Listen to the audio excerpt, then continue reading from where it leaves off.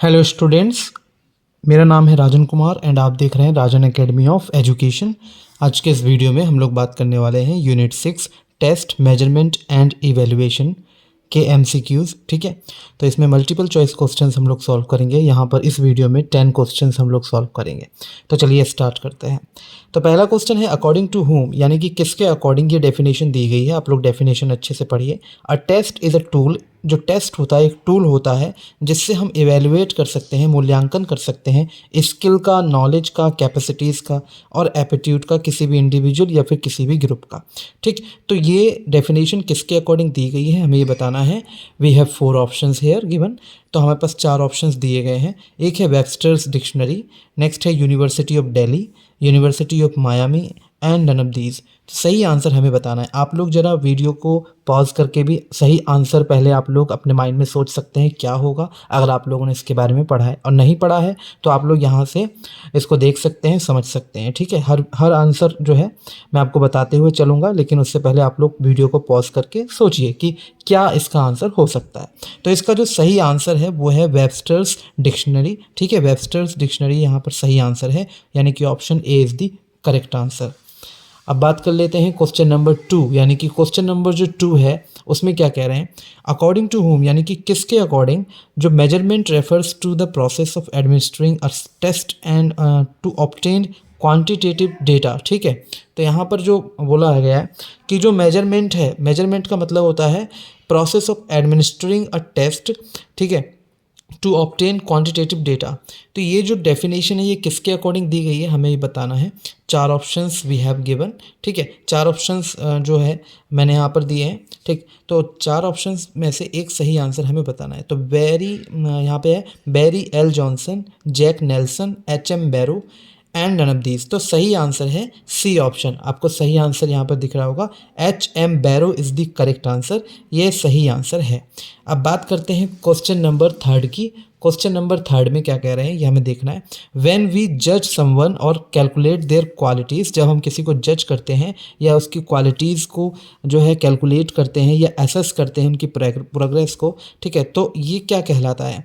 तो क्या ये मेजरमेंट कहलाता है, इवेल्युएशन कहलाता है, टेस्ट कहलाता है या नन ऑफ दीज। ये है इवेल्युएशन। ठीक है, ये इसको हम कहते हैं इवेल्युएट करना। ठीक है, तो इवेल्युएशन कहलाता है। ओके, अब हम बात करते हैं नेक्स्ट क्वेश्चन। फोर्थ, और यहाँ पर जो है क्वेश्चन, फोर्थ क्वेश्चन में कह रहे हैं dash is an exam to measure someone's skills और नॉलेज। किसी की स्किल्स या नॉलेज को मेजर करना क्या कहलाता है। ठीक है, इसमें जो है ऑप्शंस दे रखे हैं test, measurement, evaluation and none of these. तो इसमें जो सही आंसर है वो हमें बताना है। देखिए, जब हम किसी की एग्ज़ाम मतलब एक एग्ज़ाम जिसमें हम मेजर करते हैं उनकी स्किल्स और नॉलेज को, तो वो कहते हैं टेस्ट, उसको कहते हैं टेस्ट लेना। ठीक है, तो दैट इज कॉल्ड टेस्ट। अब हम फिफ्थ क्वेश्चन को देख लेते हैं। ठीक है, ए ऑप्शन इसका सही आंसर है। ठीक है, फोर्थ वाले क्वेश्चन का A option is the correct answer. अब यहाँ पर फिफ्थ क्वेश्चन में कह रहे हैं dash means to find height, weight और साइज ऑफ समथिंग, यानी कि किसी का भी हाइट, वेट या साइज जो होता है किसी भी चीज़ का, ठीक, तो उसको फाइंड करना क्या कहलाता है। टेस्ट, इवेल्युएशन, मेजरमेंट या नन ऑफ दीज। तो सही आंसर है सी ऑप्शन, मेजरमेंट। ठीक है, वो कहलाता है मेजरमेंट। तो सही आंसर यहाँ पर है। ठीक है, मेजरमेंट।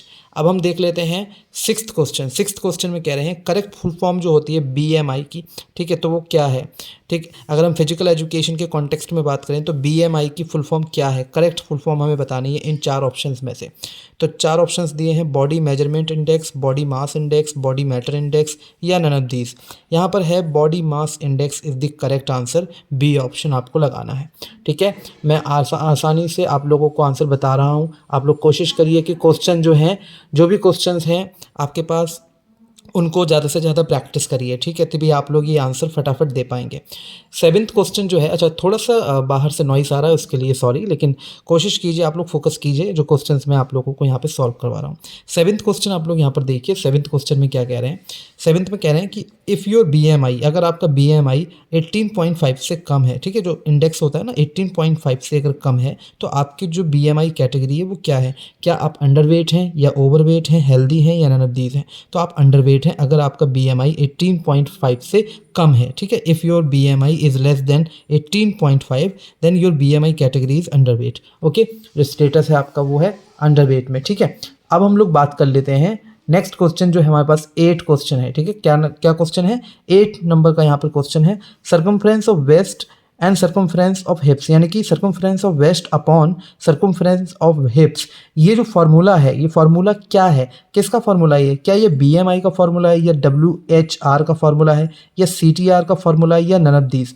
तो यहाँ पर जो सही आंसर है वो है WHR का फार्मूला है। ये वेस्ट हिप रेशियो को निकालने के लिए हमें क्या करना पड़ता है? सर्कमफ्रेंस लेना पड़ता है वेस्ट का और सर्कमफ्रेंस ऑफ हिप्स, ठीक है, उसके अपॉन में लिख देना होता है, और जो भी हमारा आंसर आता है वो आता है निकल के WHR, यानी कि वेस्ट हिप रेशियो निकल कर आ जाता है।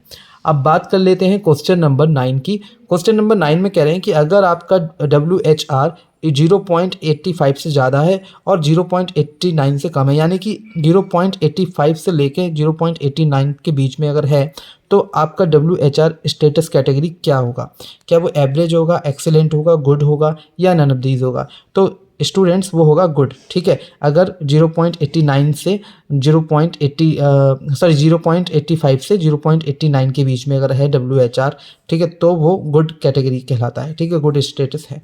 अब हम बात कर लेते हैं क्वेश्चन नंबर 10 की। क्वेश्चन नंबर 10 में कह रहे हैं बॉडी वेट केजी में हमें लिखना है, अपॉन में height into height in metres में हमें लिखना है। तो ये जो फार्मूला बनता है ये क्या कैलकुलेट करने के लिए बनता है? क्या इससे BMI कैलकुलेट होता है, या WHR कैलकुलेट होता है, या CTR कैलकुलेट होता है? None of these. तो यहाँ पे सही आंसर है BMI, यानी कि बॉडी मास इंडेक्स कैलकुलेट करने के लिए हमें ये फार्मूले की रिक्वायरमेंट होती है। तो आई होप स्टूडेंट्स आप लोगों को आज का ये वीडियो अच्छा लगा होगा, नॉलेज आपको काफ़ी मिली होगी और प्रैक्टिस भी आपकी हुई होगी MCQs की, मल्टीपल चॉइस क्वेश्चंस की, फिजिकल एजुकेशन क्लास 11th, ठीक है। तो चलिए नेक्स्ट वीडियो में ढेर सारे कई और क्वेश्चंस के साथ हम लोग मिलेंगे नेक्स्ट चैप्टर के साथ। Thank you so much for watching this video completely. Thank you.